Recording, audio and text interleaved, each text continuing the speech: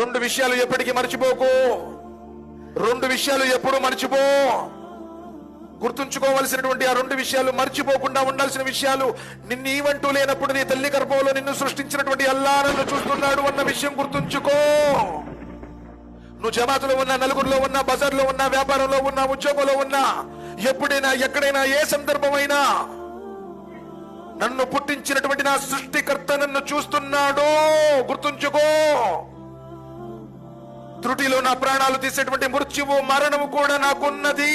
నేను చచ్చిపోతాను అన్న సంగతి గుర్తుంచుకో.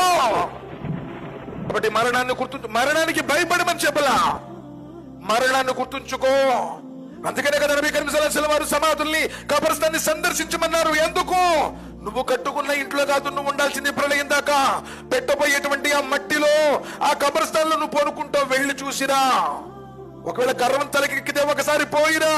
నీకంటే కోటీశ్వరులు పొనుకున్నారు అక్కడ, నీకంటే పెద్ద పెద్ద హోదాలలో ఉన్నోళ్ళు పొనుకున్నారు అక్కడ. ప్రవక్తలు, అల్లాహ్ సుబ్హానహు వ తఆలా ఇష్టపడినటువంటి సహాబాలు అందరూ కూడా మట్టిలోనే పొనుకున్నారు. మనం ఎంత అండి?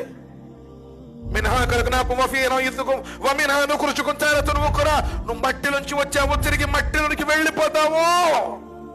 గుర్తుంచుకో మరణాన్ని. మరి మర్చిపోయే విషయాలేంటి? ఎవరికైనా నువ్వు చేసినటువంటి మేలుని మర్చిపో.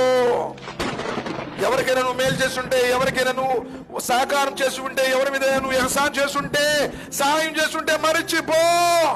ఎప్పుడు చూసినా నేనే చేశాను, నేను లేకపోతే నువ్వు ఎక్కడుండేవాడువో. ఏంటి నువ్వు చేసింది? నీ కోసం చేసుకున్నావు, నీ ఆకృతి కోసం చేసుకున్నావు, నీ పుణ్యం కోసం నువ్వు చేసుకున్నావు. దాని ఎందుకు పద్దుబద్దాకులు తెప్పి పడవటం? చేసిన మేలుని మరిచిపో. ఒకరు నీకు చేసినటువంటి కీడును కూడా మర్చిపో. ఒకరు నీకు చేసినటువంటి కీడును కూడా మర్చిపో. నిన్ను నలుగురిలో అగౌరవాలు చేశాడు, నీ మీద అనేక రకాలుగా దుష్ప్రచారం చేశాడు, నీ హక్కును కాల రాశాడు, అందరిలో పరాభం పాలు చేశాడు. విడిచిపెట్టు, మర్చిపో. వాడి కర్మ వాడు అనుభవిస్తాడు.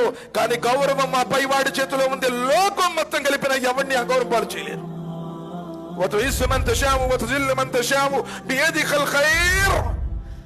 శుభాలను ప్రసాదించేవాడు, గౌరవాన్ని ఇచ్చేవాడు, పరాభం చేసేవాడు పైవాడు. లోకం మొత్తం కలిసి నిన్ను అవమానం చేసినా కానీ అవమానం పాలు కావు.